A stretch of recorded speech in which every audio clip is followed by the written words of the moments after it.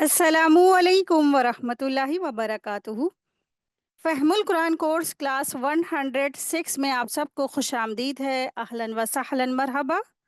आज का हमारा लेसन है सूरह यूनुस, आयत 41 से आयत 60 तक।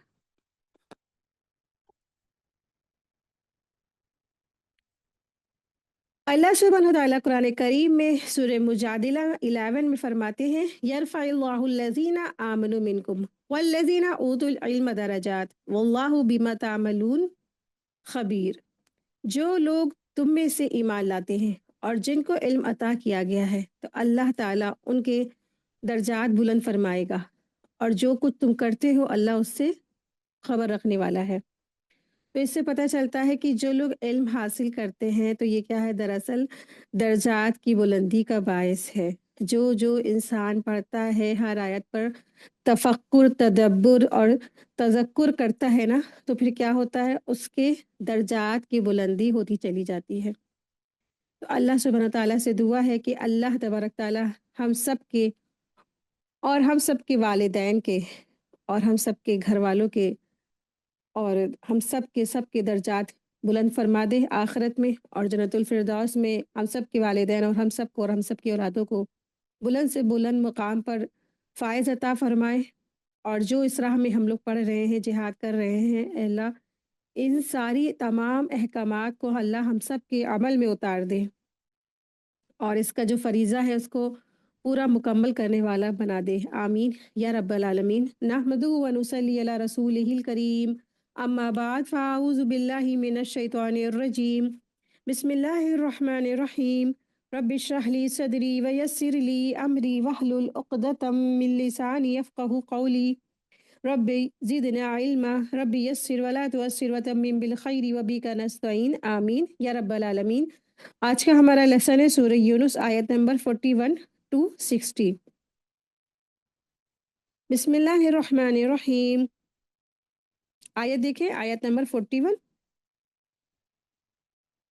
व इन कज़्ज़बूका फ़क़ुल ली अमली व लकुम अमलुकुम अंतुम बरीऊना मिम्मा आमलु व अना बरीउम मिम्मा तामलून। और अगर आपको वो झुटलाते रहें तो ये कह दीजिए कि मेरे लिए मेरा अमल है और तुम्हारे लिए तुम्हारा अमल है। तुम मेरे अमल से बरी हो और मैं तुम्हारे अमल से बरी हूँ। यानी मतलब ये है कि मेरा काम तो सिर्फ यानी कि दावत और तबलीग का काम पहुंचा देना, यानी रसूल से कहा जा रहा है आप सल्लम आप कह दीजिए कि मेरा अमल मेरे साथ है, तुम्हारा अमल तुम्हारे साथ है। अगर तुम मुझे झुटलाते हो तो नुकसान किसका, इसमें सिर्फ और सिर्फ तुम्हारा है। तो रसूल का काम तो सिर्फ क्या है, दावत और तबलीग पहुंचा देना है। तो वो तो क्या है, वो तो इसको कर ही चुके हैं। आप सल्लम अपनी दावत और तबलीग का काम कर चुके हैं। अब अगर तुमने इस पर अमल नहीं किया तो फिर क्या है, ये तुम्हारी जिम्मेदारी है ना।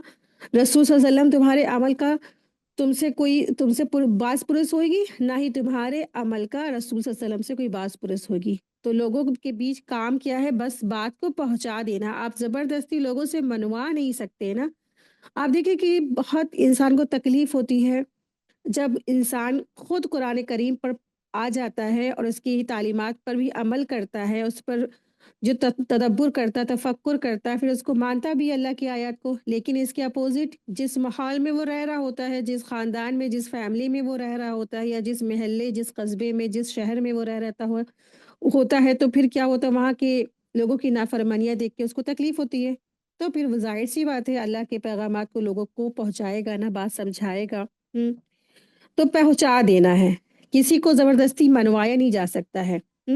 हाँ, ये कर सकते हैं कि आप कुरान करीम अगर आप पढ़ने वाले हैं तो आप अपने अच्छे अखलाक बनाएँ, लोगों से लड़ झगड़ करके ना ये पैगामात नहीं पहुँचते हैं। बहुत ही आजिज़ी के साथ, मिठास के साथ, स्वीटनेस के साथ अल्लाह के पैगामात को पहुँचाएँ। और ये नहीं करना है कि हम बहुत जानने वाले हो गए, हम बहुत बड़े आलिम हो गए हैं और आपको तो कुछ नहीं मालूम, कुछ नहीं आता है, ऐसा नहीं वैसा नहीं। हिकमत के साथ अल्लाह की आयत को पहुँचाना है, हिकमत के साथ, मोहब्बत के साथ, है ना। और अगर आपके लाख पहुँचाने के बाद भी अगर कोई नहीं मानता है, नहीं उसको एक्सेप्ट करता है, तो फिर क्या करे, बहस मुबाहिसा ना करे, उनको छोड़ दे, क्योंकि ये तो अल्लाह की हाथ में है ना हिदायत। बस अल्लाह से उनके लिए दुआ कर दे। तो फिर क्या हैगा, आज जो लोग मान रहे हैं उनका ही फ़ायदा है, और जिन्होंने नहीं माना, इनकार कर दिया, तो फिर क्या है, उनके अमल उनके साथ है। क़यामत के दिन हर इंसान को उसके किए का जो है काम का जो सिला है उसको मिल जाएगा, जो उसने अमल किया है। अच्छा किया है तो उसको सिला अच्छा मिलेगा, जो बुरा किया है जो उसको सिला क्या है उसका बुरा मिलने वाला है। आयत देखिए, आयत नंबर 42। और उनमें बाज़ ऐसे हैं जो आपकी तरफ कान लगाए बैठते हैं। क्या आप बहरों को सुनाते हैं? गोया उनको समझ भी नहीं होगी। तो यहाँ अल्लाह सुब्हान तआला रसूलुल्लाह सल्लल्लाहु अलैहि वसल्लम को फरमा रहे हैं, यानी ज़ाहिरी तौर पर वो कुरान तो सुनते हैं, यानी ऐसा नहीं कहा जा रहा है कि उनके कान हैं ही नहीं, जो जो एक वाक़ई में जो एक बहरा होता है, नहीं। वो दरअसल दरअसल क्या है, वो कानों से कुरान मजीद तो सुनते हैं, लेकिन सुनने का जो मकसद है, वो तलब हिदायत नहीं है, हिदायत तलब करना नहीं है, इसलिए उन्हें इस तरह से कोई फ़ायदा नहीं होता। यानी कि मजलिस में आके बैठते थे, सुनते थे, लेकिन उनके बात गलों के नीचे से नहीं उतरती थी, दिल तक वो बातें नहीं पहुँचती थी। जिस तरह एक जो बहरा होता है ना, बहरे को सुनाने से कोई फ़ायदा नहीं होता, उसको तो यूँ भी कान पे पर्दे फटे हुए उसको सुनाई नहीं देने वाला है ना।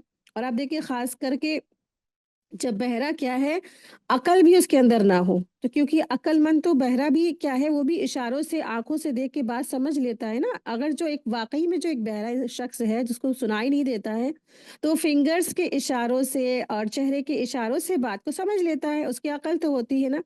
लेकिन आप सल्लल्लाहु अलैहि वसल्लम की मजलिस में आने वाले जो जिनके पास वाक़ई में कान थे, लेकिन क्या है, अकल और फ़हम वाले जो उनके जो आजिज़ी वाले जो एक कान होते हैं, इताअत वाले कान, वो नहीं थे। ज़ाहिरी कानों से तो वो सुनते थे, लेकिन जो हकीकी जो कान थे उनसे वो नहीं सुनते थे, जो उनके दिलों में बात उतर जाती। तो उनकी जो जो गैर अकील है, यानी कि जो ऐसा बहरा शख्स जिसके अंदर अकल ना हो और वाक़ई में उसके कान ना हो, तो जो बिल्कुल क्या है, वो बिल्कुल बहरे हैं। उनके अंदर जो है अल्लाह की आयत नहीं उतर सकती है। तो यहाँ पे उन्हीं बहरों के बारे में कहा जा रहा है, जो क्या है, ज़ाहिरी तौर पर उनके कान है, लेकिन क्या है, और हिदायत के लिए उनके कान नहीं है और वो अकल नहीं रखते हैं। तो आप ऐसे बहरों को सुनाएँगे क्या? जो आपकी तरफ कान लगा के बैठते हैं, और क्या है, लगता तो है ये सुन रहे हैं, लेकिन वाक़ई में सुन नहीं रहे होते हैं ना। तो उन बहरों को आप सुनाएँगे, क्या उनको समझ नहीं है? तो अल्लाह सुब्हानहू व तआला रसूल सल्लल्लाहु अलैहि वसल्लम से फरमा रहे हैं। आयत देखिए, आयत नंबर 43, वो भी इसी तरीके की है। और उनमें से बाज़ ऐसे हैं जो और उनमें बाज़ ऐसे हैं कि आपको तक रहे होते हैं, यानी देख रहे होते हैं, फिर क्या आप अंधों को रास्ता दिखलाना चाहते हैं? गोया उनको बसीरत भी ना हो। तो यहाँ पर भी इसी तरह से, जिस तरह से कान होते हुए भी वो कान से सुनते नहीं हैं, फिर इसी तरह से यहाँ पर जो आँख है, वो आँख होते हुए भी वो अल्लाह के हक़ और रसूल सल्लल्लाहु अलैहि वसल्लम की सदाकत को वो देखते नहीं हैं। आँखें तो थी उनके पास, तो उनको क्या कहा जा रहा है, आँख होते हुए भी उन्होंने रसूल सल्लल्लाहु अलैहि वसल्लम की सदाकत, सच्चाई को नहीं पहचाना, अल्लाह की आयत से मुतालबा नहीं किया, उसको जो है ना, उसको हक़ नहीं माना। तो ऐसे लोग क्या है, आँख होने के बावजूद क्या है, इनकी आँखें नहीं है, वो आँखों के अंधे हैं। इसी तरह बाज़ लोग आप सल्लल्लाहु अलैहि वसल्लम की तरफ देखते भी थे ना, लेकिन मकसद क्या था? मकसद उनका भी यही था, चूँकि वो कुछ और होता था, इसलिए उन्हें भी इसी तरह कोई फ़ायदा नहीं होता था आँखों का। जिस तरह एक अंधे को ना, एक अंधे को, और ख़ास करके अंधा तो जो होता है ना, उसके साथ बसीरत होती है, अक़ल और फ़हम भी होती है, बसीरत के साथ, लेकिन उसकी आँखों की बीनाई क्या होती है, वो ही उससे महरूम होता है। क्योंकि ना आप देखिए कि जो बाज़ नाबीना है ना, जिन्हें दिल की बसीरत हासिल होती है, वो आँखों की बसारत से महरूम होने के बावजूद भी क्या होते हैं, बहुत सारी चीज़ें उनके समझ में आ रही होती हैं, है ना? वो महसूस कर लेते, फीलिंग्स से समझ जाते, सुन के समझ जाते, क्या सही है, क्या हक़ है, क्या बातिल है ना, जो वाक़ई में जिनकी आँख ही नहीं होती, लेकिन उनके अंदर अल्लाह की जो है ना, क्या होती है, फ़हम होती है, समझ होती है, बसीरत होती है। तो वो सब आस-पास के माहौल से समझ जाते हैं कि मेरे पास कौन आ रहा है, कौन बैठा है और कौन सच बोल रहा है, कौन झूठ बोल रहा है, तो अल्लाह तबारक तआला डाल देते हैं फ़ितरत में। लेकिन यहाँ पर ऐसे ऐसे लोगों की बात हो रही, जिनके पास आँखें थीं, लेकिन उन्होंने हक़ नहीं पहचाना, जिन्होंने उन्होंने आँखें होते हुए भी उन्होंने हक़ को नहीं देखा, रसूल सल्लल्लाहु अलैहि वसल्लम की सदाकत को नहीं देखा। तो उनकी मिसाल ऐसे ही है, जैसे कोई अंधा हो जो दिल की बसीरत से महरूम हो। आँखें होने के बाद भी वो जो है बसीरत से महरूम हो। तो दरअसल इन तमाम बातों का जो मकसद है, कान होते हुए वो सुनते नहीं, आँख होते हुए देखते नहीं है, तो इसका मकसद क्या है, रसूल सल्लल्लाहु अलैहि वसल्लम को तसल्ली दी जा रही है। क्योंकि आप सल्लल्लाहु अलैहि वसल्लम क्या थे? रसूल थे और उनका मिशन क्या था? लोगों को आगाह कर देना, लोगों को बात पहुँचा देना। तो काफ़ी तकलीफ़ में रहते थे, गमज़दा रहते थे और जो है ना जब उनको मालूम हुआ कि जन्नत में बहुत सारे लोगों में से कुछ ही जाने वाले हैं और जहन्नुम में क्या है अक्सरियत चली जाएगी। जब क़यामत के दिन अल्लाह सुब्हानहू व तआला फ़ैसला करेंगे कि जो है जहन्नुम में वो जो जन्नत में जाने वाले कितने होंगे 1%, 999 लोगों का जो रिज़ल्ट होगा वो जहन्नुम की तरफ होगा। आदम के जो बेटे होंगे, आदम की औलाद में से जो 999 हैं वो जहन्नुम में जाने वाले होंगे। तो ये ख़बर सुन कर के क़यामत के दिन जितनी भी हमल वाली औरतें हैं सबके हमल गिर जाएँगे। चाहे वो जानवर हों, चाहे वो औरतें हों, चाहे वो कोई भी हो, सबके हमल ज़ाया हो जाएँगे और लोग ऐसे चलेंगे जैसे वो मदहोश हैं कि 1000 बेटे आदम के हैं मिसाल के तौर पर उसमें से 999 जहन्नुम में चले जाएँगे। सिर्फ़ एक जो बेटा होगा, एक आदम होगा, वो जन्नत में जाएगा। इतनी बड़ी तादाद में जब जहन्नुम भरी जाएगी ना तो आप सल्लम की शदीद ख्वाहिश थी, या अल्लाह मेरी उम्मत, या अल्लाह मेरी उम्मत को तू बख्श देना। बहुत गमगीन रहते थे तो अल्लाह सुब्हानहू व तआला ने फरमाया कि रसूल सल्लल्लाहु अलैहि वसल्लम हम आपकी उम्मत के बारे में आपको राज़ी कर लेंगे। इसीलिए फिर उनको आखिरत में जब सब फैसला हो जाएगा, सब कुछ हो जाएगा तो फिर क्या होगा शिफ़ाअत सुग़रा का उनको इख्तियार दिया जाएगा। जिसके दिल में राई के दाने के बराबर भी शिर्क ना हो, मतलब कि जिसके दिल में राई के दाने के बराबर भी क्या है ईमान हुआ और इसके अंदर शिर्क नहीं हुआ, तो वो क्या है जन्नत में चला जाएगा। कुछ बुरे अमाल की वज़ह से जहन्नुम में पहुँच गए थे। तो आप वसल्लम को सिफ़ारिश करने का ये मौका दिया जाएगा। हाँ, जिसने शिर्क पर वो ना हो, लेकिन उसने क्या है, उसने कोई बुरे अमाल किए थे, गुनाह किए थे, लेकिन वो तौहीद पर था, तब भी वो जहन्नुम में चला गया। हुँ? तो इससे क्या पता चलता है तौहीद के साथ-साथ इंसान को अमल सालिहात में भी सबकत करना है, दौड़ लगाना है, लोगों के हुकूक अदा करने हैं। आयत देखिए आयत नंबर 44 है। ये यकीनी बात है कि अल्लाह लोगों पर ज़ुल्म नहीं करता है, लेकिन लोग खुद ही अपनी जानों पर ज़ुल्म करते हैं। तो अल्लाह लोगों पर नहीं ज़ुल्म करता है, लोग खुद अपनी जानों पर ज़ुल्म करते हैं। यानी अल्लाह ताला ने तो उन्हें सारी सलाहियतों से नवाज़ दिया, आँख दे दी, कान दे दिए ना, आँख दी जिनसे वो देखते हैं, कान दे दिए जिनसे वो सुन सकते हैं, अक़ल दी और बसीरत दी जिनसे हक़ और बातिल और झूठ और जो है सच के बीच जो उनको तमीज़ पैदा कर सके, वो जान सके सच्चाई क्या है और झूठा क्या है, हक़ क्या है और बातिल क्या है, ये जाँच परख सकते हैं, इनको अक़ल दी, समझ दी। हुँ?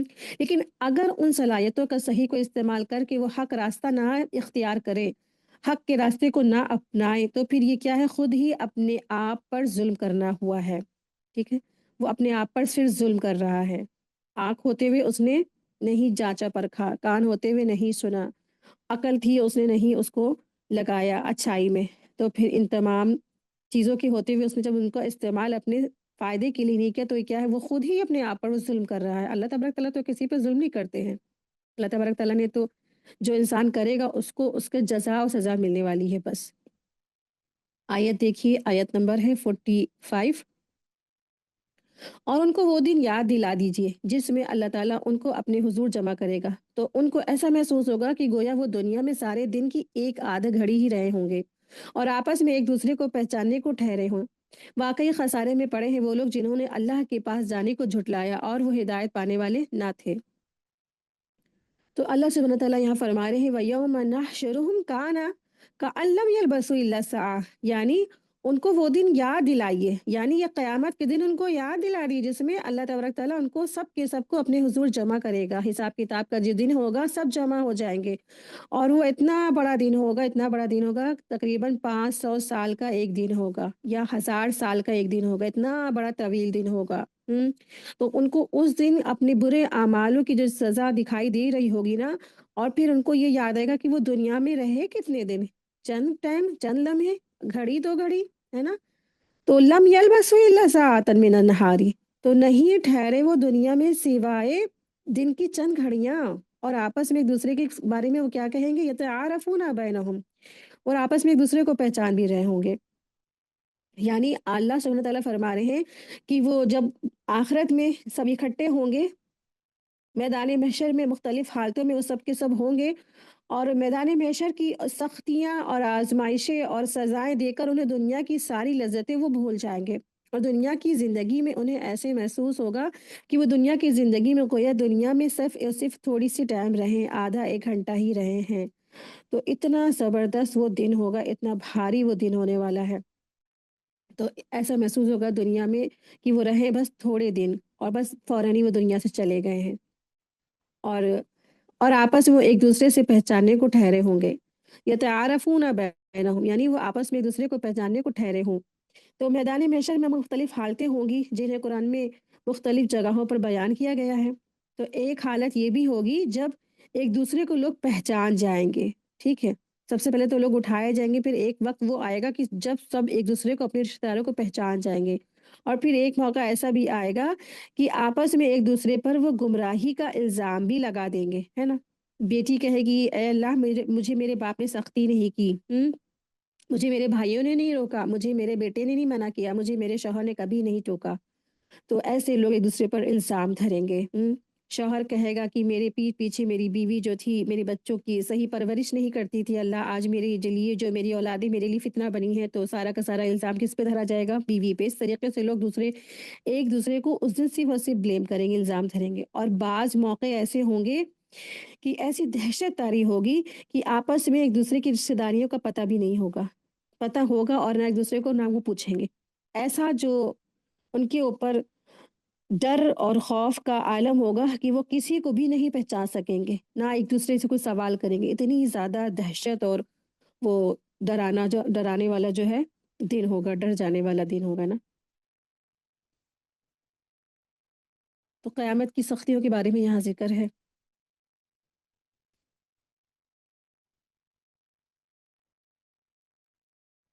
اور یہاں پہ جو کہا جا رہا ہے کہ وہ لوگ جنہوں نے اللہ کے پاس جانے کو جھٹلایا ہے، یعنی اللہ کے پاس جانے کو جھٹلانے سے مراد کیا ہے؟ اللہ کی ملاقات کو جھٹلانا، یعنی قیامت اور حساب کتاب کو جھٹلا دینا ہے۔ وہ اس طرح سے قیامت کے دن کو اور آخرت کے دن کو جھٹلا دیتے تھے۔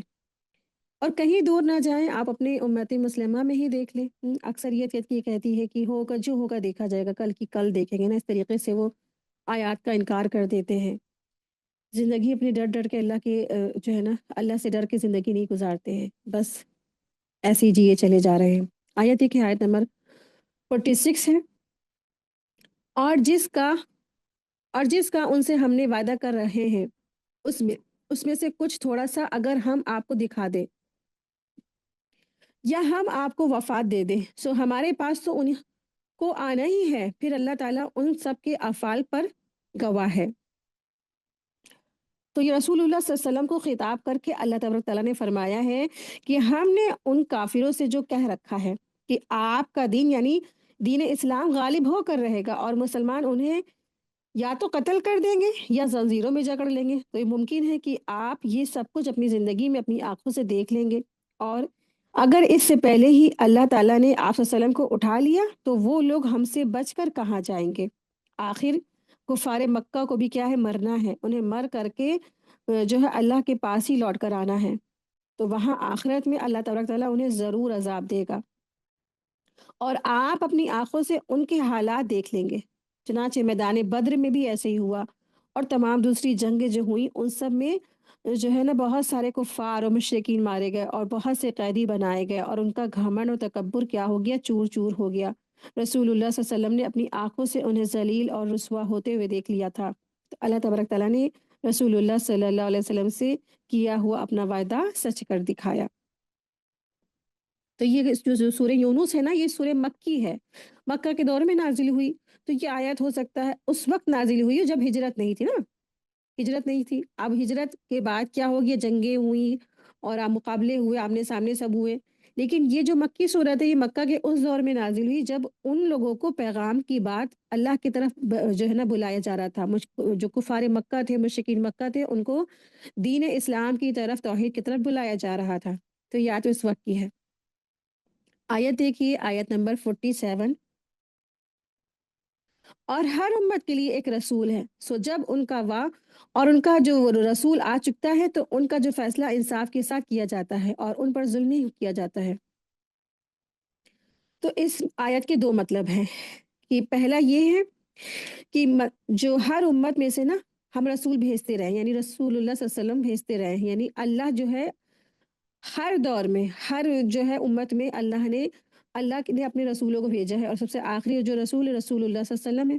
اور جب رسول اپنا فریضہ یعنی تبلیغ یعنی کہ اللہ کی بات پہنچانا، اس تبلیغ کا جب فریضہ ادا کر چکتے ہیں نا، تو پھر ان کے درمیان پھر انصاف کے ساتھ فیصلہ کر دیا جاتا ہے، یعنی پیغمبر اور اس پر ایمان لانے والوں کو اللہ تبارک تعالیٰ بچا لیتے ہیں، اور دوسروں جتنی جو تمام جو امت ہے، جو نافرمان قوم ہے، ان کو ہلاک کر دیا جاتا ہے، ٹھیک ہے۔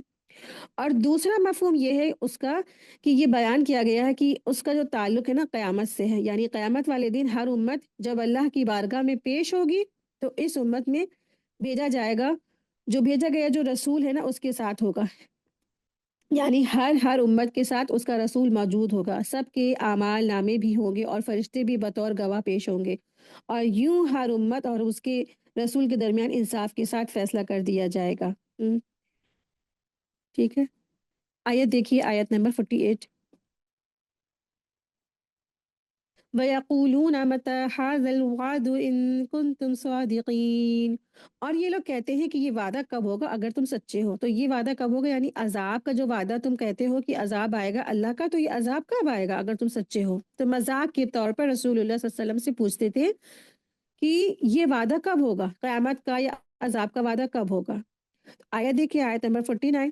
تو آپ فرما دیجئے میں اپنی ذات کے لیے تو کسی نفع کا اور نہ کسی نقصان کا اختیار رکھتے ہی نہیں مگر جتنا اللہ کو منظور ہو، اور ہر امت کے لیے ایک معین وقت ہے، جب ان کا وہ معین وقت آ پہنچتا ہے تو ایک گھڑی نہ پیچھے ہٹ سکتے ہیں اور نہ آگے بڑھ سکتے ہیں۔ تو جو لوگ کہتے تھے نا کہ وہ عذاب کب آئے گا یا قیامت کا وقت کب آئے گا، تو اللہ نے فرمایا کہ آپ فرما دیجئے اے رسول صلی اللہ علیہ وسلم، کہہ دیجئے کہ میں تو اپنی ذات کے لیے بھی کسی نفع اور نقصان کا اختیار نہیں رکھتا ہے نا۔ تو یہ مشرکین دراصل کیا ہے، اللہ کے جو عذاب الہی پر جو ہے وہ کہتے تھے کہ اللہ کے عذاب، آپ فرماتے ہیں کہ قوم سمود، قوم عاد اور قوم نوح سب پر عذاب آیا، اللہ نے ان کو ہلاک کر دیا، ختم کر دیا، تو ٹھیک ہے آپ میرے لیے بھی عذاب لے آئیے۔ تو یہ مشرکین کے عذاب الہی مانگنے پر کہا جا رہا ہے، یعنی رسول اللہ صلی اللہ علیہ وسلم سے کہا جا رہا ہے آپ کہہ دی میں تو اپنے نفس کے لیے بھی نفع نقصان کا اختیار نہیں رکھتا، کہ میں کسی دوسرے کو نقصان کیسے پہنچا سکتا ہوں، میں کیسے عذاب اپنے پاس سے لا سکتا ہوں نا، عذاب تو اللہ تعالیٰ بھیجنے والا ہے۔ ہاں، یہ سارا اختیار تو اللہ کے ہاتھ میں ہے، اور وہ اپنی مشیت کے مطابق کسی کو نفع یا نقصان پہنچانے کا فیصلہ کرتا ہے، جس کو چاہتا ہے وہ نفع دیتا ہے، جس کو چاہتا ہے وہ نقصان دے دیتا ہے۔ اور یہ آیت ایک بہت بڑی دلیل ہے کسی مصیبت کے وقت رسول اللہ صلی اللہ علیہ وسلم کو پکارنا اور ان سے مدد کرنا شرک اکبر ہے۔ جو لوگ اس دنیا سے چلے گئے ہیں نا، ان سے کچھ بھی نہیں مانگنا چاہیے، چاہے وہ رسول یا نبی ہی کیوں نہ ہو۔ اور آپ دیکھیں یہاں یہ بات نہایت اہم ہے کہ جب افضل الخلائق یعنی مخلوق میں سب سے افضل، سید الرسول یعنی کہ رسول میں سب سے افضل اور نبی صلی اللہ علیہ وسلم ہے نا، تو ان کو بھی کسی کو نفع نقصان پہنچانے پر وہ قادر نہیں ہے، قدرت نہیں ہے۔ تو اب آپ کے جو ہے نا، آپ وسلم کے بعد انسانوں میں اب اور کون سی ایسی ہستی موجود ہو سکتی ہے جو کسی کو حاجت یا مشکل کشا وہ بن جائے، ہے نا؟ تو یہ تو امپاسبل ہے نا۔ سب سے جو افضل جو رسول ہیں، افضل مخلوق ہیں، افضل انسان ہے، تو وہ رسول صلی اللہ علیہ وسلم یہ فرما رہے ہیں کہ میں کسی کو نفع نقصان دینے کا اختیار ہی نہیں ہے میرے اندر، اللہ یہ کہ اللہ خود یہ کام کرے، اللہ تعالیٰ خود یہ کام کرتا ہے نا، کسی کو نفع نقصان کی کوئی بھی انسان نہیں پہنچا سکتا ہے۔ تو آج بھی بہت سارے جو شرک اور بدعت جو لوگ مبتلا ہیں، تو وہ لوگ کیا کرتے ہیں، وہ رسول صلی اللہ علیہ وسلم کو کہتے ہیں اے مشکل کشا، اے جو ہے مصیبت کو دور کرنے والے یہ میرے رسول، اس طریقے سے میلاد میں بھی نہ جانے کیا کیا وہ لوگ نے اسراف کیا ہے، کچھ اپنی طرف سے وہ ایڈ بھی کر دیتے ہیں۔ تو یہ سب دراصل کیا ہے، یہ سب بالکل شرک اکبر میں آتا ہے۔ آپ دیکھیں مدد کس سے مانگنی چاہیے، صرف اور صرف اللہ سے۔ تو پریشانی میں، مشکلات میں، مصیبتوں میں مدد کے لیے تو صرف اللہ کو پکارنا چاہیے۔ تو مشرک لوگ کیا کرتے تھے، ابراہیم علیہ السلام کے بھی بت وہاں پہ تھے، جب مکہ میں 365 بتوں کو توڑا گیا ہے، خانہ کعبہ یعنی مکہ جب فتح ہوا ہے تو خانہ کعبہ میں 365 بت تھے، یہاں تک کہ ابراہیم علیہ السلام کا بھی بت رکھا ہوا تھا اور اسماعیل علیہ السلام کا بھی بت رکھا ہوا تھا۔ اس سے کیا مطلب، یعنی کہ ابراہیم اور اسماعیل علیہ السلام کو بھی عبادت کی جاتی رہی ہوگی، ان سے بھی مدد مانگی جاتی ہوگی نا، اس لیے تو پھر کیا فرق رہ گیا ان مشرکین مکہ میں، اور کیا فرق رہ گیا آج ہمارے معاشرے میں ایسے مسلمان جو رسول صلی اللہ علیہ وسلم سے مدد مانگتے ہیں، ان سے دعائیں کرتے ہیں، ان کو اپنا مشکل کشا کہتے ہیں، حاجت روا کہتے ہیں نا غوث اعظم اس طریقے سے ہے نا، تو یہ کیا ہے دراصل یہ شرک اکبر ہے۔ تب تک معافی نہیں ہوگی جب تک اللہ کے آگے گڑ گڑا کے معافی نہ مانگے، ناک رگڑ رگڑ کے اپنے گناہوں پر اللہ سے خوب خوب معافی مانگے، انسان اپنی اصلاح کرے، آئندہ نہ کرنے کا عزم کرے، ارادہ کرے اور اپنے جو ہے نا اپنی اصلاح کر لے، اللہ کی طرف پلٹ جائے، توبہ کر لے۔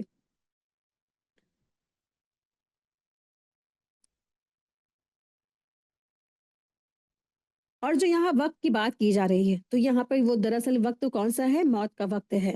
جب کسی امت کا موت کا وقت آ جاتا ہے تو نہ تو فرشتے ایک لمحہ پہلے کسی کی روح قبض کرتے ہیں اور نہ ایک لمحہ دیری کرتے ہیں، ٹھیک ہے؟ آیت دیکھیے، آیت نمبر 50 ہے۔ آپ فرما دیجئے کہ یہ تو بتلاؤ کہ اگر تم پر اللہ کا عذاب رات کو آ پڑے یا دن کو عذاب آ جائے تو میں کون سی چیز ایسی عذاب میں تو ایسی کون سی چیز ہے کہ مجرم لوگ اس کو جلدی مانگ رہے ہیں، ٹھیک ہے؟ تو یہاں پر ان سے کہا جا رہا ہے مخاطب کر کے کہ آپ فرما دیجئے کہ یہ تو بتلاؤ اگر تم پر اللہ کا عذاب رات کو آ پڑے یا دن کو، تو عذاب میں کون سی چیز ایسی ہے کہ مجرم لوگ اس کو جلدی مانگ رہے ہیں؟ یعنی جو عذاب ہے نا اس میں کیا چیز ایسی جس کو تم جلدی طلب کر رہے ہو؟ یعنی عذاب تو ایک نہایت ناپسندیدہ چیز ہے جس سے ہر انسان نفرت کرتا ہے دل سے، تو پھر یہ اس میں ایسی کون سی خوبی دیکھ رہے ہیں جو اسے جلدی طلب کر رہے ہیں نا، تو اپنی شامت بلا رہے ہیں۔ آیت 51 دیکھیں، کیا پھر جب وہ آ ہی پڑے گا تو اس پر ایمان لاؤ گے؟ ہاں اب مانا ہے، حالانکہ تم اس کی جلدی مچایا کرتے تھے۔ تو یہاں فرمایا گیا کہ جب ان کے پاس عذاب آ پہنچتا ہے نا تو وہ کہتے ہیں آمن تم بہی، ہم ایمان لے آئے، ہاں ہم نے مان لیا، لیکن اب عذاب سامنے آ جانے کے بعد، موت کے فرشتے آ جانے کے بعد، سامنے غیب کے پردے اٹھ جانے کے بعد آپ کا ایمان لانا قابل قبول نہیں ہے، قابل قبول نہیں، تمہارا ایمان کوئی فائدہ نہیں دینے والا ہے۔ اب تم کیا ہے وہاں پہ تو جا کے کہو گے کہ اللہ مجھے واپس ایک بار دنیا بھیج دے، میں پھر سے اللہ نیک بن جاؤں گا، تو یہ ایمان لانا قابل قبول نہیں۔ حالانکہ تم تو کیا تھے جب تم دنیا میں تھے، تم تو اس کی جلدی مچایا کرتے تھے کہ اللہ اگر جو ہے آپ اللہ کے سچے رسول ہیں تو لے آئیے وہ عذاب، لے آئیے وہ قیامت، لے آئیے وہ موت۔ آیت دیکھیں، آیت نمبر 52 ہے۔ پھر ظالموں سے کہا جائے گا کہ ہمیشہ کا عذاب چکھو، تم کو تو تمہارے کیے کا ہی بدلہ ملا ہے۔ تو ظالم جتنے بھی ہیں ان کو ان کے جزا سزا دے دی جائے گی آخرت میں، جو عذاب کی جلدی کرتے تھے نا، موت کی جلدی کرتے تھے نا، تو پھر کیا ہے اب مزہ چکھو عذاب کا۔ تو اکثر خواتین میں بھی یہ دیکھا گیا ہے جب پریشانی زیادہ آتی ہے، جب مشکل زیادہ آتی ہے، جب حالات تھوڑے تنگ ہو جاتے ہیں نا، آزمائش ہوتی ہے، تو اکثر جو خواتین ہیں یا تھوڑا سا کوئی انسان بیمار بھی ہوتا ہے وہ لوگ موت مانگنے لگتے ہیں، یا اللہ مجھے موت دے دے، موت دے دے، تو یہ موت مانگنا بالکل درست نہیں ہے۔ ایسے نہیں مانگتے اللہ سے موت۔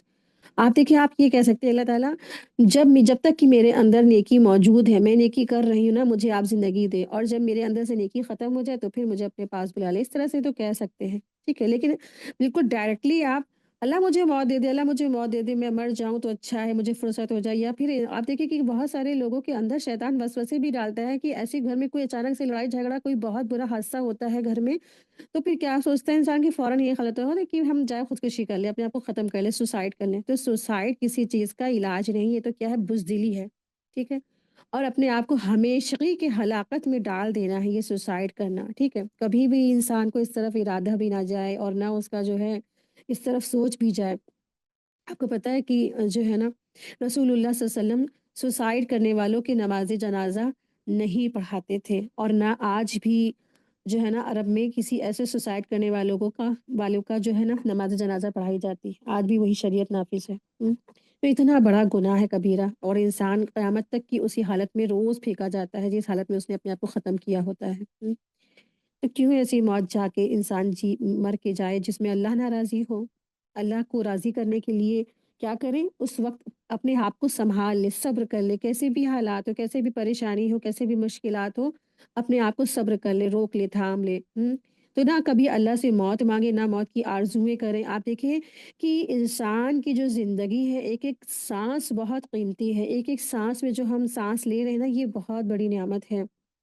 ادریس علیہ السلام اتنے نیک تھے، اتنے پاک باز تھے، اور اللہ کی اتنی عبادت کرتے تھے، ہر اسٹچنگ یعنی کہ سلائی کے جو ٹاکے تھے اس میں اللہ کی حمد اور ثنا کرتے تھے۔ سب سے پہلے سلائی بھی انہوں نے ایجاد کی نا ادریس علیہ السلام نے، تو ہر ٹاکے پہ، ہر سلائی کے دھاگے پہ آپ جو ہے نا اللہ کا ذکر کرتے تھے۔ ساری زندگی انہوں نے بہترین عمل کیے، کئی سو سال ان کی زندگی بھی تھی، اور پوری جو اس وقت کے جو لوگ تھے سب کے اعمال، کسی کے بھی اعمال اوپر نہیں چڑھتے تھے، یعنی اللہ کے یہاں قبول نہیں ہوتے تھے سوائے ادریس علیہ السلام کے۔ ادریس علیہ السلام کے اعمال اللہ کے یہاں قبول ہوتے تھے۔ اتنے بڑے جو ہے اللہ کے نبی تھے، بہترین شخصیت تھے، اور پھر بھی کیا تھا ان کو، جب جو ہے نا ان کو یہ آرزو ہوئی کہ اللہ کہ میری زندگی تھوڑی بڑھا دیجیے، اور کہ میں اپنی باقی زندگی بھی اللہ آپ کی اطاعت میں گزاروں۔ اتنی بڑی زندگی جینے کے بعد بھی ان کی کیا آرزو تھی، اللہ مجھے تھوڑی زندگی اور دے دیجیے، میں جو ہے آپ کی راہ میں، آپ کی عبادت میں، آپ کے ذکر میں، آپ کے اذکار میں، آپ کی حمد میں، آپ کی تسبیح میں اپنی زندگی گزاروں۔ تو ان سے کسی فرشتہ نے کہا کہ ٹھیک ہے، تم آسمان میں جاؤ، فلاں فلاں جو فرشتہ ہے ان سے بات کرو، تو کہہ لیں گے ٹھیک ہے آپ مجھے لے چلیے۔ ادریس علیہ السلام نے کہا کہ ٹھیک ہے، اس فرشتے سے کہا آپ مجھے لے چلیے، میں بات کرتا ہوں۔ تو پھر وہ اس فرشتے کے اوپر بیٹھ گئے پروں پہ، تو پھر وہ آسمان پہ گئے، تو چوتھے آسمان پہ جو فرشتے ملے تو ان سے اس فرشتے نے بات کی کہ دیکھو یہ ادریس علیہ السلام ہیں، اور ان کو جو ہے نا تھوڑی اپنی عمر بڑھانی ہے، اور انہیں اللہ کی عبادت اور کرنی ہے۔ جو فرشتہ تھا وہ کہنے لگا کیا ادریس علیہ السلام تمہارے ساتھ آئے ہیں؟ اس نے کہا ہاں میرے ساتھ میں ہیں۔ تو وہ جو دوسرا فرشتہ تھا تو اس نے کہا کہ میں سوچ رہا تھا جب اللہ نے مجھے حکم دیا کہ ادریس علیہ السلام کی روح چوتھے آسمان پہ قبض کرنی ہے، تو میں بہت سوچ میں پڑ گیا تھا کہ ان کی روح کیسے قبض کی جائے چوتھے آسمان پہ، یہ تو زمین پہ ہے۔ تو بس اسی وقت ان کی روح وہاں پہ اس فرشتے نے قبض کر لی۔ آپ دیکھیں کہ اتنے بڑے رسول تھے، اور ان کی حسرت کیا تھی کہ مجھے اور وقت مل جائے کہ میں اللہ کی حمد اور ثنا اور اللہ کی عبادت کروں، کیونکہ جو یہ زندگی ہے نا، آخرت میں انسان پچھتائے گا کہ ہم نے واقعی میں اپنی زندگی یوں ہی گزار دی، یوں ہی گزار دی، اللہ کے ذکر سے محروم، پورا پورا دن ہم نے ایسے ہی گزار دیا، منورنجن میں، انجوائمنٹ میں ہے۔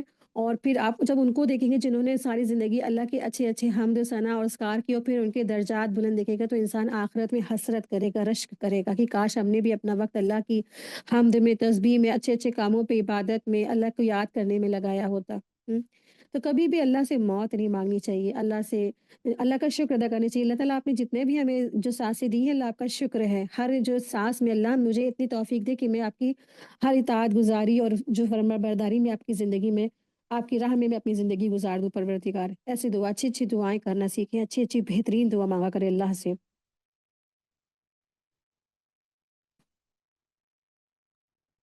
آیت دیکھیے، آیت نمبر 53 ہے، اور وہ آپ سے دریافت کرتے ہیں کہ عذاب واقعی سچ ہے، تو آپ فرما دیجئے کہ ہاں قسم ہے میرے رب کی، وہ واقعی میں سچ ہے، اور تم کسی طرح اللہ کو عاجز نہیں کر سکتے۔ یعنی وہ پوچھتے تھے کہ قیامت اور انسان کی مٹی ہو جانے کے بعد ان کا دوبارہ جی اٹھنا کیا واقعی میں سچا ہے، سچی بات ہے؟ تو اللہ تعالیٰ نے فرمایا اے پیغمبر ان سے کہہ دیجئے کہ تمہارا مٹی ہو کر مٹی میں مل جانا، اور اللہ کو دوبارہ زندہ اٹھا کر تم کو اٹھا کے کھڑا کر دینا، یہ عاجز نہیں ہے، یہ اللہ تعالیٰ کے لیے بہت منٹوں کی بات ہے، سیکنڈوں کی بات ہے۔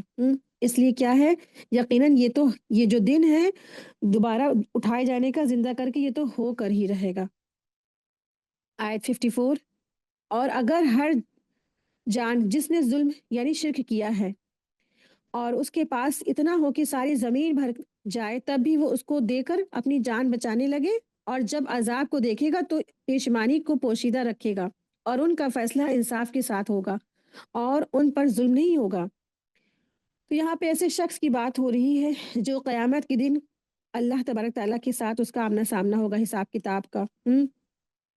وَلَوْ أَنَّ لِكُلِّ نَفْسٍ ظَلَمَتْ، اور اگر وہ جان جس نے ظلم کیا یعنی شرک کیا، جو شرک کی حالت میں مر گئے ہیں، ما فی الارض لافتدت به، یعنی کہ وہ سب کچھ دے دیں گے جو کچھ زمین کے برابر ہو فدیے کے طور پر، یعنی کہ فدیہ وہ ہے نا اپنی جان چھڑا دینا بطور کچھ سامان دے دینا، تو ساری زمین بطور فدیہ دے دے، یعنی اگر دنیا بھر کا خزانہ دے کر وہ عذاب سے چھوٹ جائے تو یہ دینے کے لیے کیا ہو جائے گا، آمادہ ہو جائے گا، حالانکہ اس دن تو انسان کنگال ہوگا، فقیر ہوگا، اس کے پاس خود کچھ نہیں ہوگا نا، وہاں پر کسی کے پاس کوئی بیلنس نہیں ہوگا، کوئی جو ہے نا لاکر نہیں ہوگا، کوئی گولڈ نہیں ہوگا۔ مطلب یہ ہے کہ عذاب سے چھٹکارا کوئی صورت بس مل جائے، کسی صورت مجھے اللہ کے عذاب سے بچا لیا جائے، تو آخرت میں یہ ہوگا کہ انسان سب کچھ دے کر کے بس اپنی جان چھڑانا چاہے گا، لیکن یہ پاسبل نہیں ہے، یہ پاسبل نہیں ہے۔ آج آج جو ہے انسان اللہ کے آگے توبہ کر لے، ہے نا، رو لے، گڑ گڑا لے، معافیا مانگ لے، اور پھر اللہ کی راہ میں صدقہ کر دے، اپنے ہاتھوں سے لوگوں کو دے پہنچائے، ہے نا، خرچ کر لے، چند آج روپے دے دیتا ہے اللہ تعالیٰ اس کو 1 کا 700 کر دیتے ہیں نا، لیکن آخرت میں زمین زمین بھر لوگ سب کچھ دیں گے، سونا، خزانہ، ہیرا جواہرات، یہ آرزو کریں گے کہ ہم سب کچھ دے دیں، سب کچھ دے دیں کہ اللہ کے ہم عذاب سے بچ جائیں، غضب سے بچ جائیں، تو نہیں بچ سکیں گے، اور خاص کر کے جو شرک کی حالت میں فوت ہو گیا اس کا تو چھٹکارا ہی نہیں ہے۔ آیت دیکھیں، آیت نمبر 55۔ یاد رکھو کہ جتنی چیزیں آسمان میں ہیں اور زمین میں ہیں سب اللہ ہی مالک ہے اس کا۔ یاد رکھو اللہ تعالیٰ کا وعدہ سچا ہے، لیکن بہت سے آدمی علم ہی نہیں رکھتے ہیں۔ یعنی اللہ کا وعدہ سچا ہے، مراد اس سے کیا ہے؟ قیامت کا قائم ہونا ہے، ٹھیک ہے؟ تو زمین اور آسمان ملکیت کون ہے؟ اللہ کی ہے، اللہ کی ملکیت میں اللہ ہی کیا ہے؟ اس کا مالک ہے، خالق ہے، اسی نے اس کو پیدا کیا ہے، اور وعدہ جو ہے کیا ہے؟ جب اسی نے پیدا کیا وہی اس کو کیا کرے گا؟ ختم کر دے گا، نیست نابود کر دے گا۔ جب قیامت قائم ہوگی تو سب کچھ ختم ہو جائے گا، سب کچھ ریزہ ریزہ ہو جائے گا، ساری جو ہے نا سورج، چاند، ستارے، سیارے سب کیا ہوں گے؟ سب جو ہے ریت بن جائیں گے، سب کچھ ختم ہو جائے گا۔ زمین جو ہے چٹیل میدان کی طرح، بالکل جیسے چپاتی ہوتی ہے نا، توے پہ پڑی ہوتی ہے، بس زمین بھی ایسی ہو جائے گی اس دن۔ ہر انسان کو بس قدم رکھنے کی ہی جگہ ملے گی، اور پھر کیا ہے؟ سب کا جو ٹھکانہ ہے جہنم یا پھر جنت ہونے والا ہے، جیسے اس کے اعمال ویسے اس کی جزا۔ آیت دیکھیں، آیت نمبر 54۔ وہی جان ڈالتا ہے اور وہی جان نکالتا ہے، اور تم سب اسی کے پاس لائے جاؤ گے۔ آیت دیکھیں، آیت 57۔ یا ایہا الناس قد جاءتکم موعظۃ من ربکم وشفاء لما فی الصدور وَهُدًى وَرَحْمَةٌ لِّلْمُؤْمِنِينَ۔ اے لوگو، تمہارے پاس تمہارے رب کی طرف سے ایک ایسی چیز آئی ہے جو نصیحت ہے، اور دلوں میں جو روگ ہیں ان کے لیے شفا ہے، اور رہنمائی کرنے والی ہے، اور رحمت ہے ایمان والوں کے لیے۔ تو اللہ سبحانہ تعالیٰ یہاں پر قرآن کریم کے بارے میں فرما رہے ہیں، یہ کیا ہے؟ اے لوگو، تمہارے پاس جو ہے نا تمہاری رب کی طرف سے ایک نصیحت آ چکی، یعنی کہ قرآن کریم کے بارے میں یہاں ذکر ہے، ٹھیک ہے؟ قرآن کریم کے یہاں پر 4 صفات کے بارے میں ذکر کیا گیا ہے۔ قرآن کریم کیا ہے؟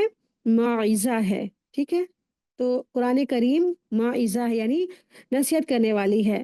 موعظہ سے مراد ایسی نصیحت کو کہتے ہیں جو انسان کی توجہ دنیا سے ہٹا کر کے اللہ کی یاد اور روز آخرت کی طرف موڑ دے، مبذول کر دے، اور اس سے کیا ہے؟ دلوں میں رقت اور دنیا سے بے رغبتی اور آخرت کے سے لگاؤ پیدا ہو، ایسی نصیحت ہے یہ، ٹھیک ہے؟ پھر دوسری جو صفات ہے وہ شفاء لما فی الصدور، یعنی وہ جو شفا ہے جو سینوں میں ہے لوگوں کی، یعنی یہ قرآن مجید دلوں کی بیماریاں، مثلاً شرک ہے، کفر ہے، کفر کا عقیدہ ہے، یا شکوک اور شبہات ہے، یا حسد ہے، یا بغض ہے، یا بخیلی ہے، یا لالچ وغیرہ، یا ریاکاری ہے، ان سب کے لیے کیا ہے؟ شفا کا کام دیتی ہے، یہ شفا ہے۔ جو شخص قرآن پڑھتا ہے اور اس پر عمل کرتا ہے یہ روگ اس کے دل سے دور ہو جاتے ہیں، ٹھیک ہے؟ اور شفا کیا ہے؟ سینوں کے لیے شفا ہے، اور یہ قرآن کریم کیا ہے؟ شفا ہے۔ قرآن بیماریوں کے علاج کا بھی ذریعہ ہے۔ عائشہ رضی تعالیٰ عنہا سے مروی ہے کہ رسول اللہ صلی اللہ علیہ وسلم ایک مرتبہ ان کے پاس تشریف لائے تو دیکھا کہ ایک عورت عائشہ رضی تعالیٰ کا علاج کر رہی ہے یا ان کو دم کر رہی ہے، تو آپ صلی اللہ علیہ وسلم نے فرمایا کہ کتاب اللہ یعنی قرآن مجید کے ساتھ اس کا علاج کیا کرو، ٹھیک ہے؟ تو قرآن مجید کیا ہے؟ شفا ہے۔ تو قرآن مجید میں جو سورہ فاتحہ ہے اسے دم بھی کہا جاتا ہے، تو سورہ فاتحہ سے بھی انسان کیا کرے؟ اس کا جو ہے نا دم کر کے شفا حاصل کر سکتا ہے۔ بعض وقت بچوں کو جو ہے نظر لگ جاتی ہے، یا انسان کسی جو ہے نا بیماری میں ہوتا ہے، یا کسی کیڑے نے کاٹ لیا، یہ سانپ نے ڈس لیا۔ آپ کو پتہ ہے کہ جب جو ہے نا کسی ایک صحابی تھے تو وہاں ایک قبیلے کے پاس ان کا غزر ہوا تو وہاں پر ایک شخص کو سانپ نے ڈس لیا تھا، तो उन्होंने सिर्फ़ और सिर्फ़ सूरह फ़ातिहा पढ़ के दम किया और वो शख़्स अच्छा भला हो गया। तो उसका जो कबीले का मालिक था वो बहुत खुश हो गया। उसने खुशी में आके उन सहाबी को बहुत सारा सामान दिया। तो ये जो सूरह फ़ातिहा है इसमें बीमारियों की भी शिफ़ा है, ठीक है? सूरह फ़ातिहा ही क्या पूरा कुरान करीम क्या है ये शिफ़ा है। इसमें अगर आपको कोई भी पता चलता है कि हाँ, ये सहाबा से साबित है, इसके हम ज़रिए से हम दम कर सकते हैं, तो फिर दम भी किया जा सकता है। कुरान की आयतों से दम का भी बीमारियों का भी इलाज किया जा सकता है क्योंकि ये कुरान क्या है शिफ़ा है। और फिर इसकी जो तीसरी जो सिफ़ात है वह हुदन और ये हिदायत है। कुरान करीम इंसान की ज़िंदगी के तमाम शोबों में पूरी हिदायत यानी रहनुमाई फरमाता है। चाहे जो है इंसान के फ़र्द-फ़र्द यानी कि इनफ़रादी तौर पर या फिर इज्तिमाई तौर पे यानी कि पूरे-पूरे जो कौम है, माशरा है, उन सब की क्या है रहनुमाई फरमाता है। बेहतरीन माशरा देता है, बेहतरीन हुकूमत लोग कर सके ऐसे ये जो है इसके अंदर अल्लाह तबारक तआला ने एटिकेट्स दिए हैं, लोगों को डिसिप्लिन बताए हैं, बेहतरीन माशरा जो है वजूद में आता है। ऐसी बेहतरीन ये रहनुमाई करता है, लोगों की हिदायत करता है। चौथी जो सिफ़ात है, रहमा है। ये जो कुरान करीम की चौथी सिफ़ात क्या है? वो रहमत है। यानी जो शख़्स कुरान पर अमल करता है और जो माशरा या हुकूमत उसकी पैरवी करता है, तो उस पर दुनिया में भी रहमत का नुज़ूल होता है और आखिरत में भी रहमत का नुज़ूल होता है। सुभान अल्लाह! बहुत खूबसूरत आयत है। तो लिख के लगा लीजिएगा आप लोग, बहुत प्यारी सी आयत है। तो मुझे तो बहुत अच्छी लगती है ये।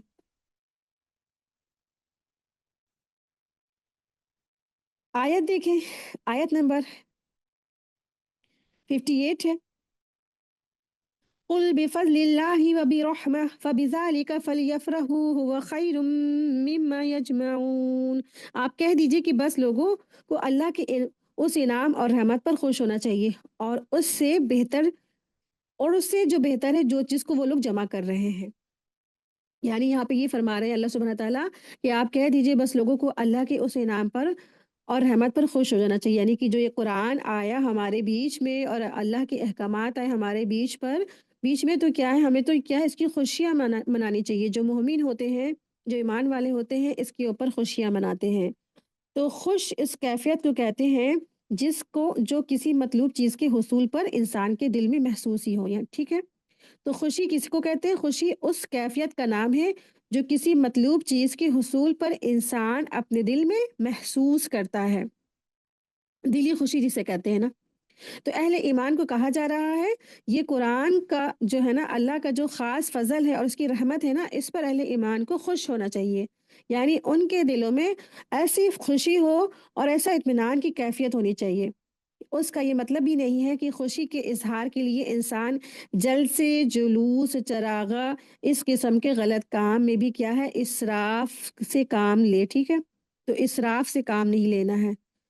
जैसा कि बहुत सारे लोग जो है ना आज भी ये करते हैं ना, जैसे बाज़ लोगों ने इस आयत से ही गलत मुराद लिया है, आयतों से गलत मफ़हूम लिया और फिर क्या कहा ईद मिलादुन नबी जश्न ईद मिलादुन नबी को जायज़ करार देते हैं कि कहते हैं रसूल सल्लल्लाहु अलैहि वसल्लम आए उनके पर कुरान नाज़िल हुआ तो ईमान वाले जो है इस दिन को खुशी मनाते हैं, सेलिब्रेट करते हैं। आप देखिए कि पूरे साल क्यों नहीं सेलिब्रेशन एक ख़ास दिन को ऐसे सेलिब्रेट करना और 2 ईदों की जगह 3 ईद तीसरी ईद कह देना जबकि अल्लाह ने तो बताया कि सिर्फ़ तुम 2 ईद मनाओ, एक ईद उल फ़ित्र और एक ईद उल ज़ुहा। तो सहाबा ने से तो कहीं भी नहीं इससे जो है ना पता चलता है, ना सहाबा ने मनाया, ना तबाइन ने मनाया, ना ताबाइन ने मनाया। तो आप सल्लल्लाहु अलैहि वसल्लम की यही हदीस है कि ना तुम कभी गुमराह नहीं होगे अगर तुमने कुरान और हदीस को मज़बूती से थाम लिया। आप देखिए कहीं आप सल्लल्लाहु अलैहि वसल्लम 62 साल रहे, 63 साल रहे ना लोगों के बीच, सहाबा के बीच में। खुद रसूल सल्लल्लाहु अलैहि वसल्लम ने कभी भी ऐसी कोई खुशियाँ मनाई? यानी कि जश्न ईद मिलादुन नबी मनाया? नहीं। फिर सहाबा रहे कई सौ साल, उनका जो है ना फिर उनका जो दौर था यानी कि तकरीबन सहाबा का जो दौर रहा 70-80 साल रहा है ना, 70-80 साल रहे, 90-90 साल सहाबा रहे, फिर उसके बाद ताबाई रहे, जिन्होंने सहाबा ने जिनकी परवरिश की वो ताबाई यानी कि सहाबा के बच्चे और औलादे हैं ना, تو کسی نے بھی کوई मनाई हो ऐसी ईद मिलादुन नबी जो आज बहुत सारे लोग इस आयत को ऐसे दलील पेश करते हैं कि सिवाय इबलीस के सभी लोग खुशियाँ मना रहे हैं। यानी जो खुशी ना मनाए ईद मिलादुन नबी का तो उसको कहते हैं इबलीस और जो खुशी मनाए तो वो क्या कहते हैं ईमान वाले। तो बिल्कुल गलत बात है, गलत चीज़ है ना। इस तरीके से लोगों को कभी भी अल्लाह की आयत से जो है ना लोगों को कभी भी गुमराह नहीं करना चाहिए। तो खुशी मनाना ये है कि इंसान जो है ना इस पर अल्लाह का शुक्र अदा करे। अल्लाह आपका लाख लाख शुक्र है, आपने मुझे कुरान जैसी नियामत दी, फिर इस पर अमल करे। इसके हर अहकामात पर क्या हो खुशी करे। अल्लाह आपने मुझे अंधेरों से बचा लिया, नूर की तरफ ले आए और फिर इसको अमल करे, खुशी अल्लाह का शुक्र अदा करे, फिर तबलीग करे, इसको पढ़े, तफक्कुर करे, तदब्बुर करे। यही खुशी है उसके लिए, यही खुशी है। ठीक है, ऐसा कोई जल से जुलूस निकालने को नहीं कहा जा रहा कि आप गलत रसूमात में मुलव्वस हो जाएँ। हाँ, हम कुरान हमने पढ़ लिया, अब हम क्या करेंगे? हम जश्न ईद मिलादुन नबी मनाएँगे। नहीं, ये क्या बिल्कुल बिदअत है। बिदअत को कभी भी फ़ॉलो ना करें, क्योंकि हर बिदअत क्या है? गुमराही है, गुमराही कहाँ ले जाएगी इंसान को? जहन्नुम में ले जाएगी।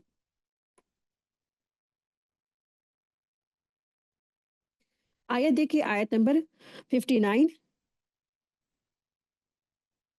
आप कहिए कि ये तो बताओ कि अल्लाह ने तुम्हारे लिए जो कुछ रिज़्क भेजा था, फिर तुमने उसका कुछ हिस्सा हराम और कुछ हलाल कर लिया।